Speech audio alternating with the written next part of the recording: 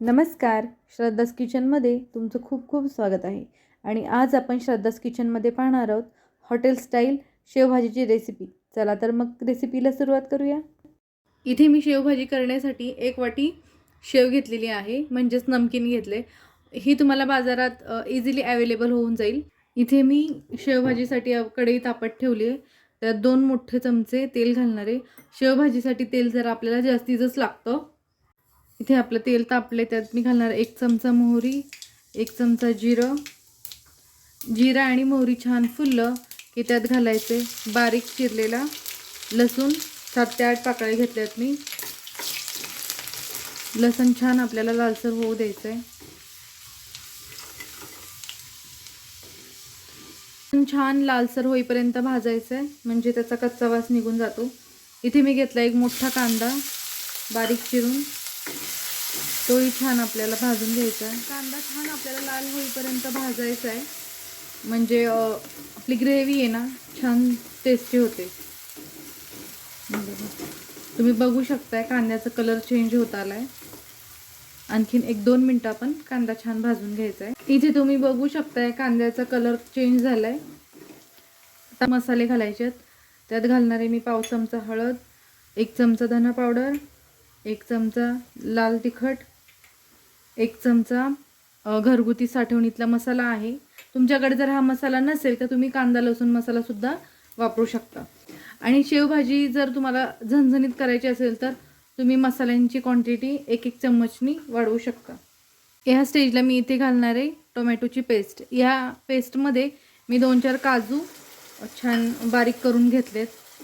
आता हे आपण हॉटेल स्टाईल शेवभाजी बनवतोय, तर हॉटेलमध्ये बऱ्यापैकी काजूच वापरला जातो, काजू आणि मगजबी.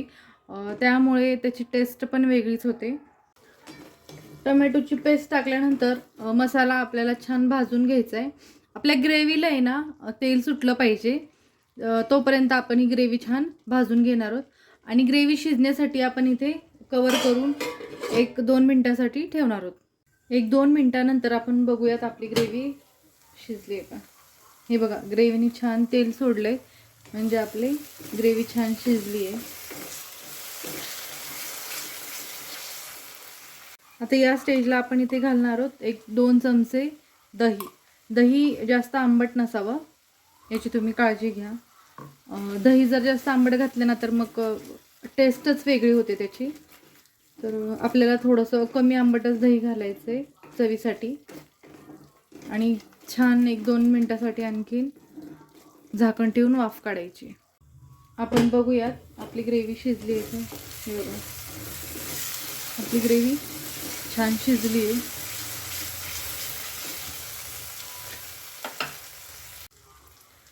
आता इथे आपण घालणार आहोत पाणी. पाणी गरमच घ्यायचंय, गार पाणी घ्यायचं नाहीये. 1-1.5 कप पाणी घालायचंय.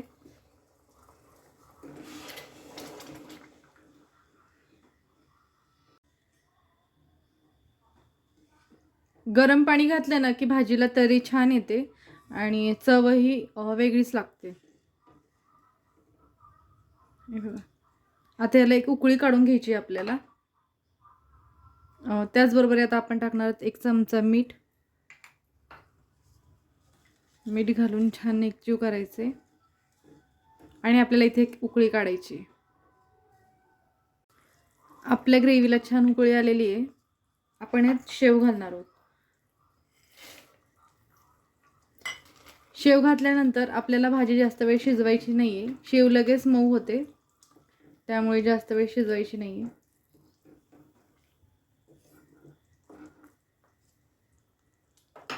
त्याचबरोबर कोथिंबीर. आणि गॅस लगेच बंद करून 1-2 मिनिटासाठी झाकण ठेवायचे आपल्याला भाजीवर. आता 1-2 मिनिटानंतर आपण यात घालणार आहोत. हे बघा, आपली शेव छान त्याच्यात मुरली आहे. आता यात घालायची थोडीशी कसुरी मेथी. म्हणजे काय होतं ना, थोडी चव छान येते कसुरी मेथीने. ही शेव आहे ना पूर्ण ह्याच्यात सोक होते, त्याच्यामुळे ना ग्रेव्ही थोडी जास्तच करायची. आणि शेव टाकल्यानंतर शक्यतो जास्त हलवायचं नाही त्या भाजीला. आता मग पूर्ण गिचगा होती ती भाजी. तर तयार आहे आपली इथे शेवभाजी.